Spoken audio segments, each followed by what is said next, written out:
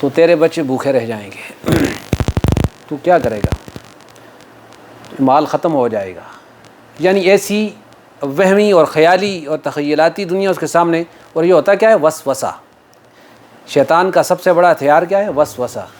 وسوسہ کیا ہوتا ہے؟ ایک خیال ہوتا ہے، من شر الوسواس الخناس الذی یوسوس فی صدور الناس، اس کی جگہ دل ہے، دل میں ایک وسوسہ کیا ہوگا، حالانکہ ہوگا تو دیکھا جائے گا۔ اس وقت کیا ہے؟ انسان کہے کہ ہوگا تو دیکھا جائے گا۔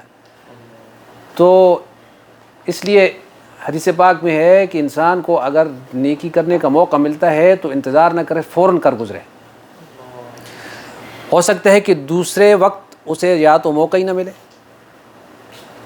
یا اس کا دل ہی پلٹ جائے، کیونکہ انسان کا دل تو الٹتا پلٹتا رہتا ہے، اور اس کا تجربہ سارے حضرات کو ہوتا ہوگا۔ تو اس لیے اچھائی کے کام میں انسان دیر نہ کرے، کیونکہ شیطان مسلسل اس کو ورغلاتا رہتا ہے کہ یہ کوئی نیکی نہ کر بیٹھے۔ تو والذین ينفقون اموالهم، پہلی قسم وہ تھی جو لوگوں کو بخل کا حکم دیتے ہیں اور ناپسند کرتے ہیں کہ معاشرے میں سخاوت کا چرچا ہو یا کسی کی ضرورت پوری ہو، اور اگر ضرورت پوری بھی کوئی کرنے والا ہو تو ان کے دل پہ بڑی بھاری گزرتی ہے کہ یہ کیوں کرتے ہیں، کیونکہ اس سے ان کا بھی برم کھلتا ہے نا کہ بھئی اس کے پاس کتنی دولت ہے اور فلانا آدمی اتنا دولت مند نہیں بھی پھر بھی وہ خرچ کرتا ہے، تو اس کو کیا مار پڑی ہے، کیوں نہیں خرچ کرتا۔ تو اس بات سے بچنے کے لیے کہ ایسا کوئی ماحول کریٹ نہ ہو، وہ ایسے انداز اپناتے ہیں کہ لوگ خرچ نہ کریں، اور دوسرا لوگوں کو بھی حکم کرتے ہیں یا سکھاتے ہیں کہ خرچ نہ کرو۔ اللہ نے ان ظالموں اور متکبرین کے لیے ذلت میں عذاب تیار کر رکھا ہے۔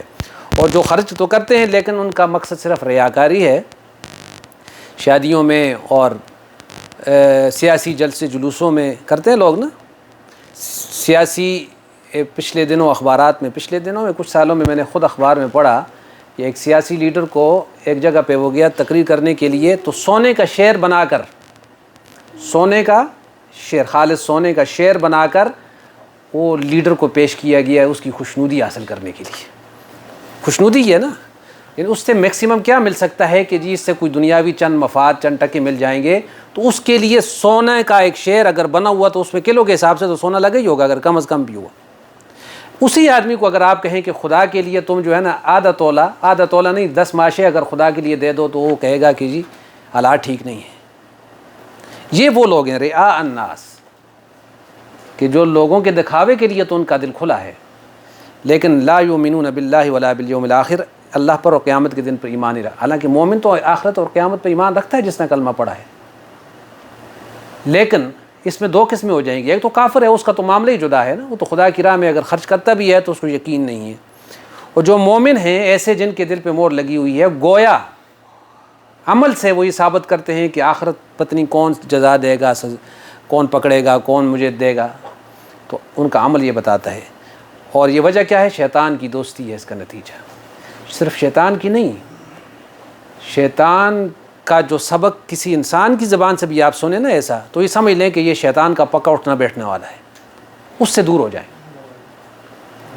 بعض انسان ہوتے شیطان ہیں، انسانی شکل میں آ کے وسوسے ڈالیں گے۔ 8ویں پارے میں آپ پڑھیں گے کہ وہاں پہ ہے کہ ان کے شیطان ہوں اور یا انسانی شکل میں بھی آتے ہیں، اور خود قرآن میں من الجنۃ والناس جو وسوسے ڈالتے ہیں وہ بشکل انسان بھی ہو سکتا ہے اور جن بھی ہو سکتا ہے۔ تو ہر وہ انسان جو انسان کو آخرت سے، خدا کی یاد سے دور کرتا ہے، تو ایسی کی دوستی سے دور ہونا چاہیے۔ وَمَن يَعْشُ عَنْ ذِكْرِ الرَّحْمَنِ، اور جو رحمان کی یاد سے منہ موڑتا ہے، نُقَيِّضْ لَهُ شَيْطَانًا، ہم اس کے اوپر مسلط کر دیتے ہیں شیطان کو، فَهُوَ لَهُ قَرِينٌ، یہ بھی لفظ ہے قرین ایسا دوست ہوتا ہے جو ہمیشہ کا ساتھ ہو، جس کا پکا دوست، اٹھنا بیٹھنے والا، یا جس کو اردو میں یار غار کہتے ہیں، یا یہ سمجھ لیں کہ جس کو کہتے ہیں نا لنگوٹیا، قرین کہتے ہیں لنگوٹیا۔ لنگوٹیا کا کیا مطلب؟ جدھر بھی جائے، جہاں بھی جائے، کھانے کے لیے، جانے کے لیے، آنے کے لیے، سفر کے لیے، تو وہ اس کو کال کرتا ہے کہ آ جاؤ ساتھ جائیں گے، اس کو لنگوٹیا کہتے ہیں، ساتھ پڑھنے والا، اٹھنا بیٹھنے والا، زیادہ جس کی صحبت پہ وقت گزرے۔ تو قرین، اس کا قرین جو ہے وہ شیطان ہوتا ہے۔ ظاہر وہ کیا پڑھائے گا پھر شیطان؟ زیادہ وقت جس سے گزرے گا تو کیا سیکھے گا اس سے؟ اچھا، یہ ہمارا پچھلا درس تھا۔ اور اس پر میں نے کچھ احادیث کوٹ کی تھیں آپ کے سامنے، خاص طور پر ریا کے متعلق جو آیا۔ حضرت شداد بن اوس سے روایت ہے، فرماتے ہیں نبی اسلام نے فرمایا جس نے نماز پڑھی دکھانے کے لیے ریاکاری کے طور پر تو اس نے شرک کیا۔ شرک کیسے کیا؟ یعنی لوگ بھی خوش ہو جائیں، یہی ہوا نا۔ ریاکاری کا مطلب کیا ہے؟ لوگوں کو پتہ چلے کہ بڑا نمازی ہے، تو یہ بھی ایک قسم کی شرک ہے۔ تو انسان کو اپنی نیت کی تصحیح بہت ضروری ہے اعمال میں۔ جس نے روزہ دکھانے کے لیے رکھا تو اس نے شرک کیا، اور جس نے کوئی صدقہ دکھانے کے لیے کیا تو اس نے شرک کیا۔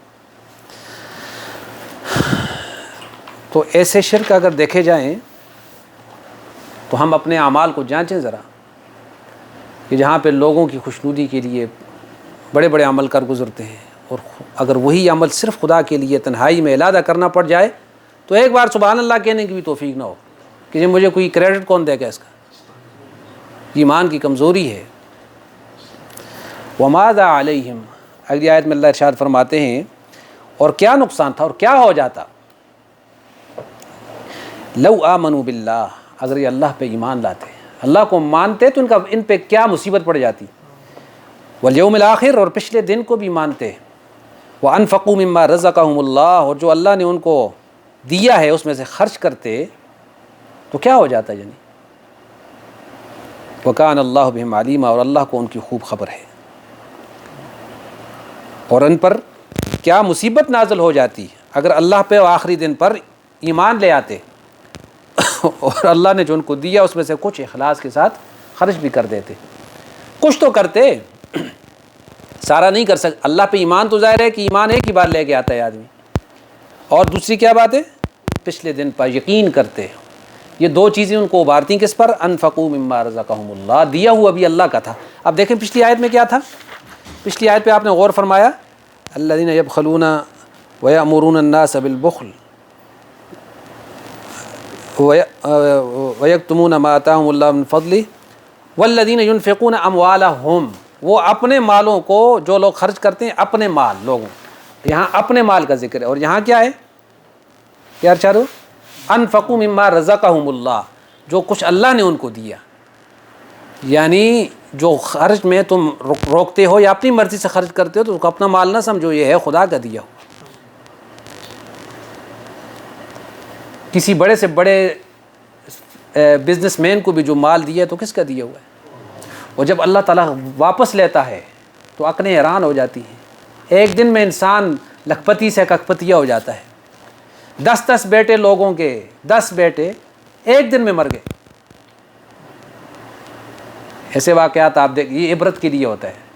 انسان سوچے کہ نہ مال اپنا ہے نہ بیٹے اپنے ہیں، 10 ہیں یا 20 ہیں یا 100 ہیں، کروڑ ہے ارب ہے، ایک سیکنڈ میں ختم ہو جاتا ہے۔ تو نعمت کو کون سی چیز باقی رکھتی ہے، وہ ہے شکر اور نیکی۔ شکر اور نیکی نعمت کو زوال پذیر ہونے سے بچاتی ہے۔ جس آدمی کی زبان پہ ہمیشہ ناشکری ہو اور نیکی کے بجائے گناہ پہ جری ہو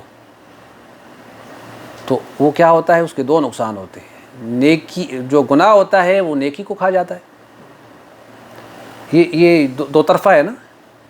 قرآن میں ہے ان الحسنات یذھبن السیئات، بے شک اچھائیاں، نیکیاں لے جاتی ہیں برائیوں کو، یعنی ختم کر دیتی ہیں، ان کا اثر مٹا دیتی ہیں۔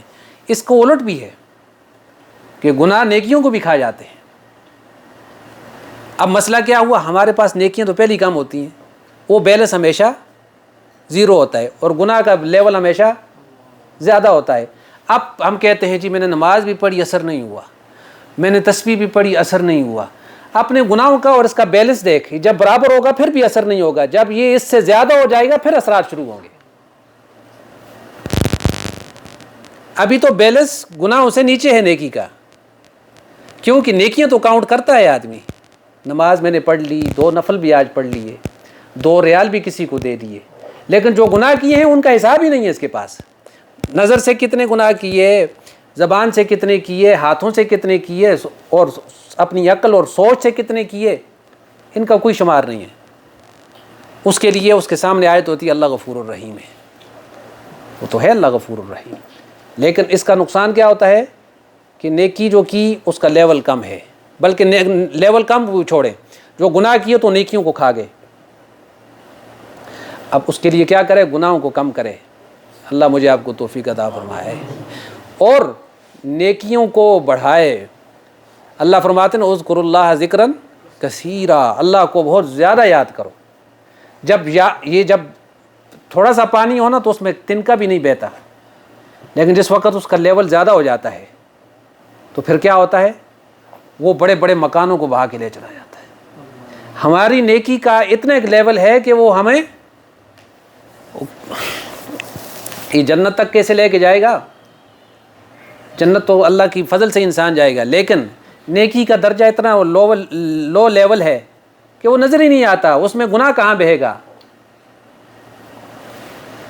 تو کوشش کریں کہ نیکی کا لیول بڑھے، اتنا بڑھے کہ اس میں گناہ بہہ جائیں، دھو دے اس کو، اور اس کے بعد جو ہے اس کے اثرات ہوں گے نا، اس کے بعد انسان کو محسوس ہوگا روح پہ، دل کی سختی اس کے بعد ختم ہوگی، اور دل پہ رقت اس کے بعد طاری ہوگی، قرآن کے ساتھ محبت اور مجلس میں اٹھنا بیٹھنے کی جو چاہت ہے اس کے بعد پیدا ہوگی۔ بہرحال ہم بات کہاں سے چلی تھی؟ وَأَنفَقُوا مِمَّا رَزَقَهُمُ اللَّهُ وَكَانَ اللَّهُ بِهِمْ عَلِيمًا، اور بے شک اللہ کو ان کی خوب خبر ہے۔ آگے کیا ہے؟ جب قیامت کو یہ پکڑے جائیں گے یا ان پہ عذاب ہوگا تو کیا یہ خدا کی طرف سے ظلم ہوگا؟ اس کا جواب ہے ان اللہ لا یظلم مثقال ذرہ، بے شک اللہ حق نہیں رکھتا کسی کا ایک ذرے کے برابر بھی۔ لا یظلم، ظلم نہیں کرتا۔ ظلم کرنے کا معنی کیا ہوتا ہے؟ کسی کا حق دبا دینا۔ اللہ تو حکم دیتا ہے کہ لوگوں کا حق دو، وہ کسی کا حق کیا دبائے گا؟ کیوں دبائے گا؟ کہ حق دبانا کیا ہے کہ اگر کوئی اچھائی کی تھی تو اللہ نے اس کا بدلہ نہیں دیا، ایسا نہیں ہوگا۔ کس لیول تک نہیں ہوگا؟ لا یظلم مثقال ذرہ۔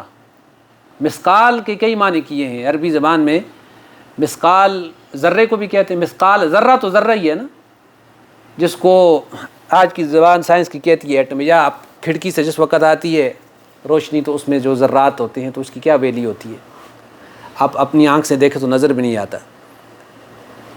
یعنی اس سے مراد کیا ہے؟ تعبیر کا مطلب کیا ہے کہ ذرہ برابر بھی ہے۔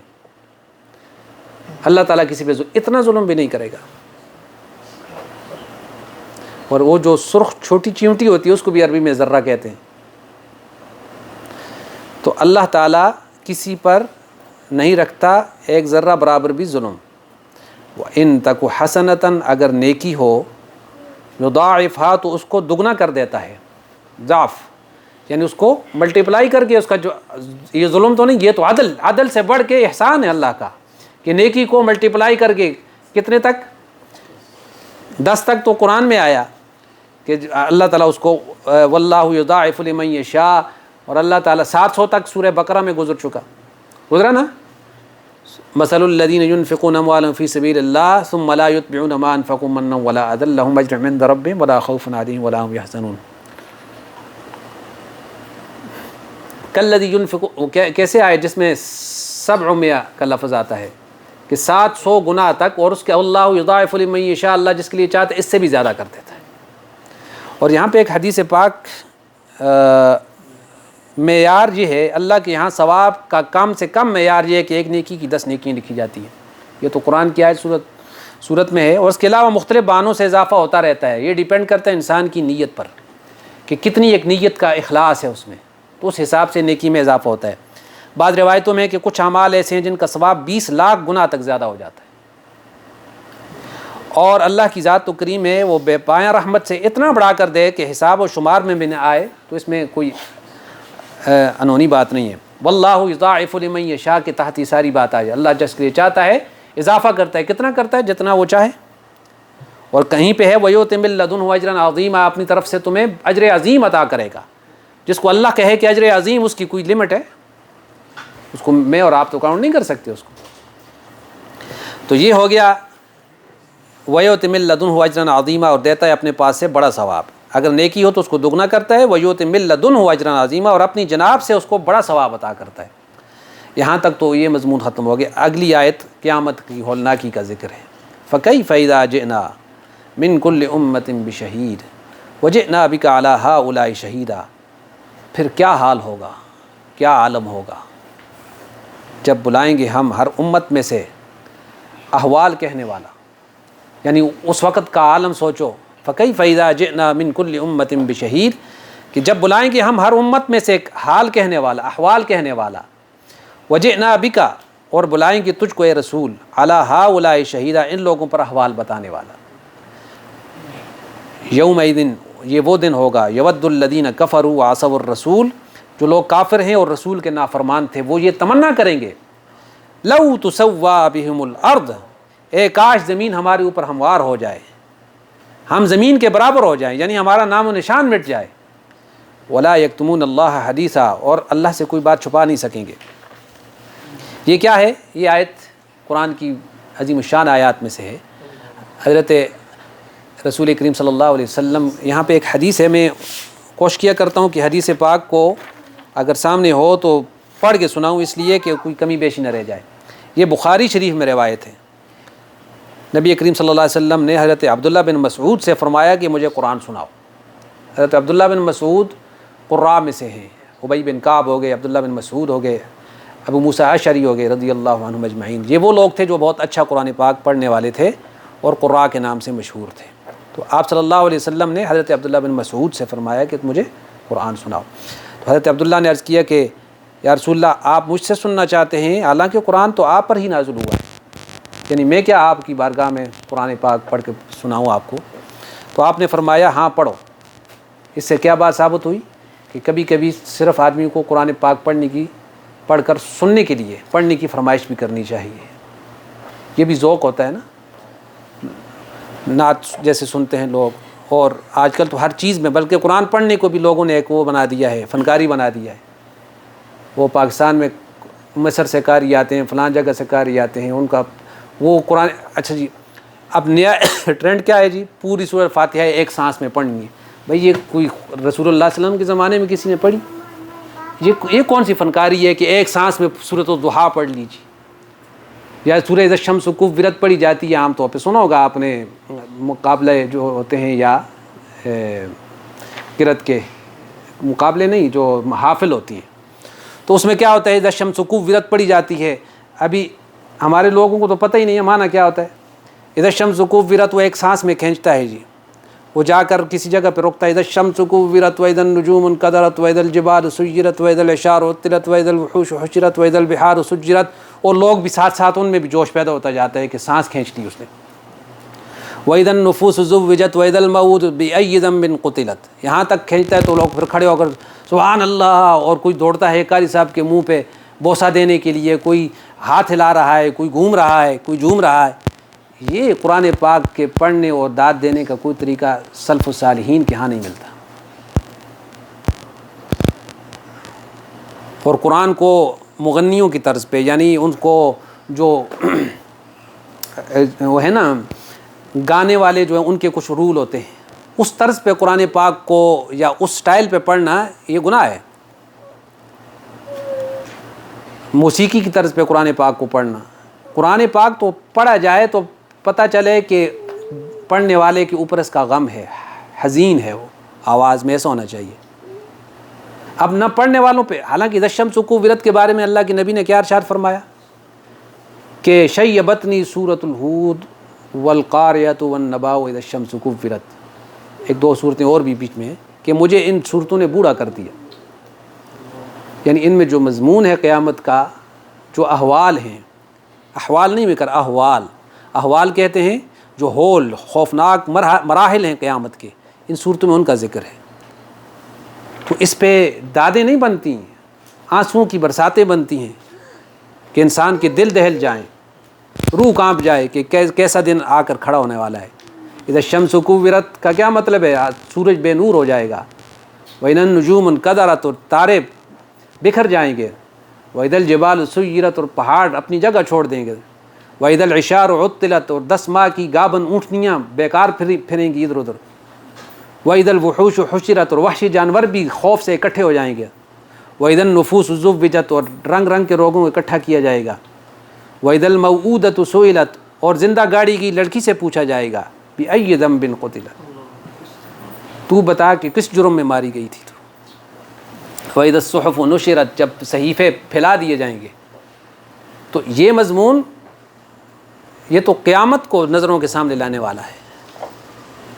تو میں کیا عرض کر رہا ہوں کہ نبی حضرت عبداللہ بن مسعود سے اللہ کے نبی فرما رہے ہیں قرآن پڑھو، قرآن کی فرمائش کرے آدمی، قرآن کو سنا کرے، اور نہیں تنہائی میں کسی اچھے قاری صاحب کی آواز میں جو واقعی ہو اس کی آواز میں سنے، اس پہ غور و فکر کرے۔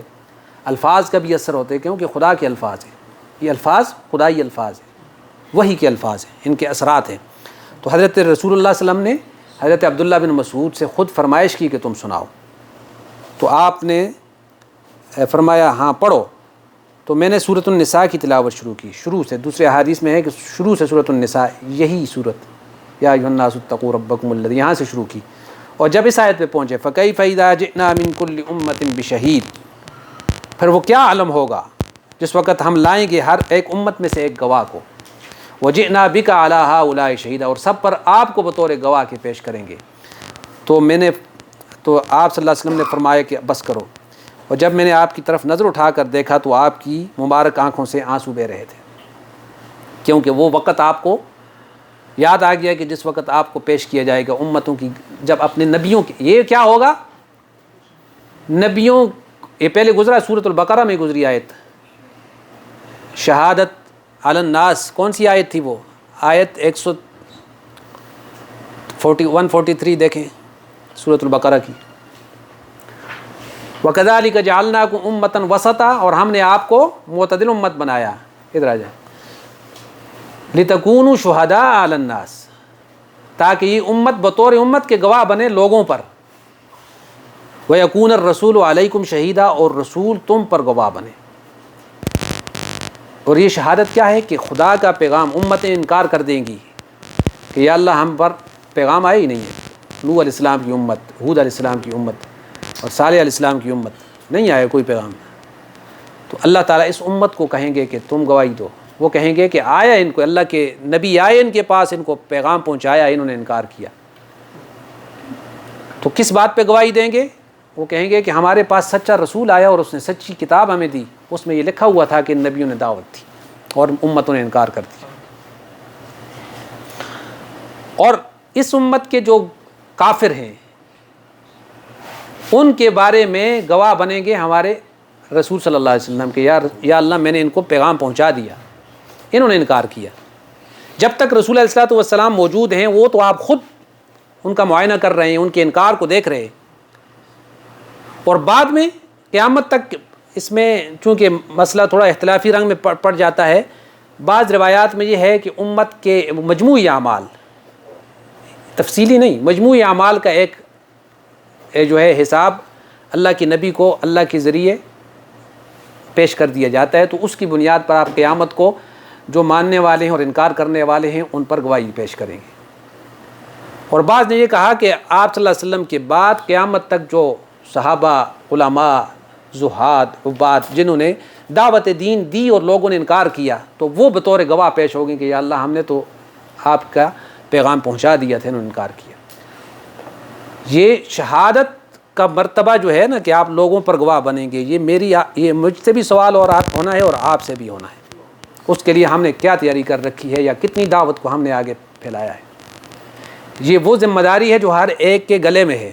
لوگ سمجھتے تبلیغی جماعت کا یا فلانی جماعتوں کا کام ہی نہیں، یہ بطور مومن ہر مسلمان کی ذمہ داری قرآن نے لگا دی ہے اس کے، اور اس کا سوال ہے قیامت کے۔ انبیاء میں سے حضرت عیسیٰ علیہ السلام کا ذکر ہے کہ یوم یجمع اللہ الرسل فیقول ماذا اجبتم، ان سے پوچھا جائے گا تمہیں کیا جواب ملا تھا، تم نے دعوت دی تھی نا تو لوگوں نے کیا تمہیں رسپانس دیا تھا؟ قالوا لا علم لنا انک انت علام الغیوب، ہمارے جب تک ہم تھے تو ہمیں تو جو دیا وہ آپ کو پتہ ہے، اور اس کے بعد کا تو پتہ نہیں ہے۔ اذ قال اللہ یا عیسی ابن مریم، پھر اللہ فرمائے کہ عیسیٰ کے بیٹے، مریم کے بیٹے عیسیٰ، انت قلت للناس اتخذونی و امی الہین من دون اللہ، تو نے اور تمہاری ماں نے یہ کہا تھا کہ اللہ کو چھوڑ کر تمہیں معبود بنائیں؟ وہ کہیں گے سبحانک، تو پاک ہے یا اللہ، ما یکون لی ان اقول مثل ما لیس لی بحق،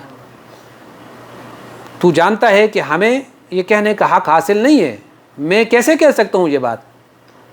ان کنت قلتہ فقد علمت، اگر میں نے کہی ہوگی تو آپ کو تو پتہ ہے، آپ کے پاس تو علم ہے۔ تعلم ما فی نفسی، آپ میرے اندر کی ہر بات کو جانتے ہیں۔ ولا اعلم ما فی نفسک انک انت اللہ ما قلت لهم الا ما امرتنی بہ، میں نے تو صرف وہی بات کی جو مجھے آرڈر ملا تھا، یعنی میں نے میسج ڈیلیور کر دیا تھا۔ ان اعبدوا اللہ ربی و ربکم، کہ میرا تمہارا معبود صرف اللہ ہے۔ میں نے کبھی نہیں کہا کہ سن آف گاڈ کی کوئی بات میں نے نہیں کی، یہ تو ان کی خود اپنی بدبختی تھی۔ یہ حضرت عیسیٰ کا یہ جو مکالمہ ہے یہ آپ پڑھیں گے اپنی جگہ پہ، لیکن یہاں چونکہ ساتھ ملتا جلتا تھا تو میں نے نقل کر دیا۔ کیا فرماتے ہیں؟ ما قلت لهم الا ما امرتنی بہ ان اعبدوا اللہ ربی و ربکم وکنت علیہم شہیدا، یہ لفظ ہے وکنت علیہم شہیدا، میں ان پہ گواہ تھا، ما دمت فیہم، جب تک میں زندہ موجود تھا ان میں، تو میں ان پہ گواہ ہوں کہ انہوں نے میرے بات کا کیا جواب دیا۔ فلما توفیتنی، پھر جب آپ نے مجھے اٹھا دیا، کنت انت الرقیب علیہم، تو آپ ان کے نگہبان اور دیکھنے والے تھے کہ انہوں نے کیا کیا۔ وانت علی کل شیء شہید، حقیقت میں تو ہر چیز کے شاہد آپ ہیں۔ تو اللہ کے رسول صلی اللہ علیہ وسلم بھی یہی فرمائیں گے، بعض روایات میں ہے کہ یا اللہ جو میری بات جنہوں نے مانی ان کی تو گواہی یہ ہے، جنہوں نے انکار کیا آپ زیادہ بہتر جانتے ہیں، وہی بات کرتا ہوں جو حضرت عیسیٰ علیہ السلام نے کی۔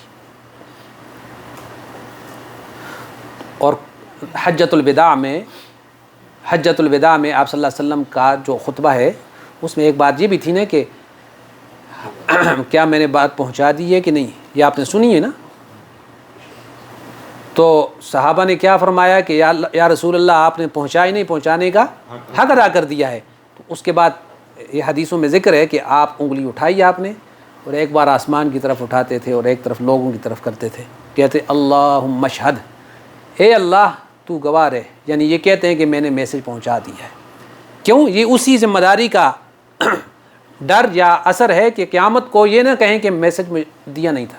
اللہم اشہد، یہ 3 بار ہے، اللہم اشہد، اے اللہ تو گواہ رہنا، اے اللہ تو گواہ رہنا کہ میں نے میسج پہنچا دیا۔ تو اس سارے بیک گراؤنڈ میں اللہ کے رسول صلی اللہ علیہ وسلم نے جب یہ آیت پہنچے، اور جب بھی بعض روایات میں جب بھی یہاں پہنچتے تو آپ کی ہچکی بن جاتی اور آپ جو ہے نا آپ کی آنکھوں سے آنسو رواں ہو جاتے۔ فَكَيْفَ إِذَا أَجِئْنَا مِنْ كُلِّ أُمَّةٍ بِشَهِيدٍ وَجِئْنَا بِكَ عَلَىٰ هَٰؤُلَاءِ شَهِيدًا، اور لائیں گے ہم ہؤلاء کا اشارہ زمانے رسالت میں موجود کفار و منافقین، وجئنا بکا، اور لائیں گے تجھ کو اے رسول، علی ہؤلاء، ان پر۔ تو یہ ہؤلاء جو ہے اس سے مراد کون ہے؟ جو زمانے رسالت میں موجود کفار و منافقین ہیں، بعد نے کہا کہ ان کی طرف اشارہ ہے، اور بعد فرماتے ہیں قیامت تک پوری امت کی طرف اشارہ ہے، جیسے پہلے میں نے عرض کر دیا تھا۔ تو معلوم ہوا کہ گزشتہ امتوں کے انبیاء اپنی امت پر بطور گواہ پیش ہوں گے، اور آپ علیہ السلام بھی اپنی امت کے اعمال کی گواہی دیں گے۔ قرآن کریم کی اس اسلوب سے معلوم ہوتا ہے کہ آپ کے بعد کوئی نبی آنے والا نہیں ہے، ورنہ یہ کہتے ہیں کہ آپ کے بعد جو نبی آئیں گے وہ بھی پہلوں کا ذکر ہے، بعد کا کوئی ذکر نہیں ہے۔ یومئذ یود الذین کفروا، جب یہ سارا معاملہ ہوگا تو کافر یہ تمنا کریں گے کہ کاش ہم زمین کا پیوند بن گئے ہوتے، کاش زمین پھٹ جاتی اور ہم اس میں دس کر مٹی بن جاتے۔ میدان حشر میں جب کافر دیکھیں گے کہ تمام جانور ایک دوسرے کے مظالم کا بدلہ لینے کے بعد مٹی بنا دیے گئے تو ان کو حسرت ہوگی، تمنا کریں گے۔ سورۃ النبا کے آخر میں ہے نا، وَيَقُولُ الْكَافِرُ يَا لَيْتَنِي كُنْتُ تُرَابًا، اے کاش میں مٹی ہوتا، کہ سوال و جواب اور اس مواخذے کی بات سے میں بچ جاتا، یا لیتنی کنت ترابا۔ تو یہاں تک پوری ہوگی نا آیات؟ ہاں، یوم ولا وَعَصَوَا الرَّسُولُ لَوْ تُسَوَّىٰ بِهِمُ الْأَرْضُ، کہ زمین کے ہم برابر ہو جاتے، وَلَا يَكْتُمُونَ اللَّهَ حَدِيثًا، اور نہیں چھپا سکیں گے اللہ سے کوئی بات۔ اس پر ایک بات سن لیں، لا يَكْتُمُونَ اللَّهَ حَدِيثًا، یہ کافر اپنے عقیدوں اور عملوں سے متعلق کچھ بھی پوشیدہ نہیں رکھ سکیں گے خدا سے، ان کے اپنے ہاتھ پیر اقرار کریں گے، نبی گواہی دیں گے، اور عملوں میں بھی سب کچھ موجود ہوگا۔ حضرت ابن عباس سے پوچھا گیا کہ قرآن میں ایک جگہ ارشاد ہے کہ کافر کچھ بھی نہیں چھپائیں گے، دوسری جگہ یہ ہے کہ قسم کھا کر کہیں گے واللہ ربنا ما کننا مشرکین، کہ خدا کی قسم ہم نے شرک نہیں کیا، قسم اٹھا کے کہیں۔ بظاہر تو 2 آیتوں میں تعارض ہے نا، ایک میں چھپانے کی بات ہے اور دوسرے میں جو ہے کہ نہیں چھپائیں گے۔ تو حضرت ابن عباس نے جواب دیا کہ ہوگا یوں کہ جب شروع میں کافر یہ دیکھیں گے کہ مسلمانوں کے سوا جنت میں کوئی جاتا ہی نہیں تو وہ طے کریں گے کہ ہمیں اپنے شرک اور اعمال بد کا انکار ہی کر دینا ہے، یعنی ہم نے دھڑلے سے کہنا ہے کہ ہم نے نہیں کیا، اور جب ڈٹ جانا ہے اس پہ، اس طرح ہم نجات پا جائیں۔ اس انکار کے بعد خود ان کے اعضاء ان کے خلاف ہوں گے، اور یہ تو کئی آیات میں آیا ہے، اور چھپانے کا جو مقصد تھا وہ اس میں ناکام ہو جائیں گے۔ اس وقت سب اقرار کریں گے، اس لیے خدا فرماتا ہے وَلَا يَكْتُمُونَ اللَّهَ حَدِيثًا، چھپا کوئی ہاتھ بولنے پڑیں گے، ہاتھ بول پڑیں گے، پاؤں بول پڑیں گے، تو وہ اپنے ہاتھوں اور پاؤں سے کہیں گے، یہ کون سی صورت ہے جی؟ سورۃ سجدہ، کہ ان کے ہاتھ اور پاؤں گواہی دیں گے۔ ہاں وَتُكَلِّمُنَا أَيْدِيهِمْ، یہ سورہ یاسین ہے نا، تو اس سے زیادہ تفصیل کے ساتھ اس میں وَتُكَلِّمُنَا أَيْدِيهِمْ، اور ہم سے بات کریں گے ان کے ہاتھ، وَتَشْهَدُ أَرْجُلُهُمْ، اور گواہی دیں گے مَا كَانُوا يَكْسِبُونَ، جو انہوں نے کیا تھا اس پہ ان کی گواہی دیں گے۔ تو چھپنے کا تو کوئی سوال ہی نہیں ہے، خود اعضاء گواہی دے رہے ہیں، اعمال نامے ایک جو فرشتوں نے لکھے وہ پیش کیے جائیں گے، اس کا انکار ہوگا تو زمین کی وہ حصہ آ جائے گا، اذا زلزلت الارض واخرجت الارض وقال الانسان یومئذ، پڑھیں آگے، تحدث اخبارها، اس سے کیا مراد ہے؟ جس دن زمین اپنی خبریں بیان کرے گی۔ یہ کون سی خبریں ہوں گی؟ کہ یہاں ایک مجلس ہوئی تھی، وہاں یہ بات ہوئی تھی، وہاں قتل ہوا تھا، وہاں اچھا ہوا تھا، یہ ساری خبریں زمین بیان کرے گی۔ اور تیسرا خود انسان کے اعضاء گواہی دیں گے، 3 گواہ، اور چوتھا خود رب العالمین ہوگا، تو پھر انسان کہاں پہ انکار کر سکے گا؟ تو یہ احوال ہیں قیامت کے۔ دعا یہ کریں کہ اللہ تعالیٰ اس دن کی تیاری کی توفیق عطا فرمائے، اور اس دن کی سختی سے سب کو محفوظ فرمائے۔ اللہم لک الحمد کما ینبغی لجلال وجہک وعظیم سلطانک، اللہم لا نحصی ثناء علیک انت کما اثنیت علی نفسک، اللہم انا نسألک الجنة ونعوذ بک من النار، اللہم انا نسألک الجنة ونعوذ بک من النار، اللہم انا نسألک الجنة ونعوذ بک من النار، اللہم احسن عاقبتنا فی الامور کلها واجرنا من خزي الدنیا وعذاب الآخرة، ربنا تقبل منا انک انت السمیع العلیم وتب علینا انک انت التواب الرحیم برحمتک۔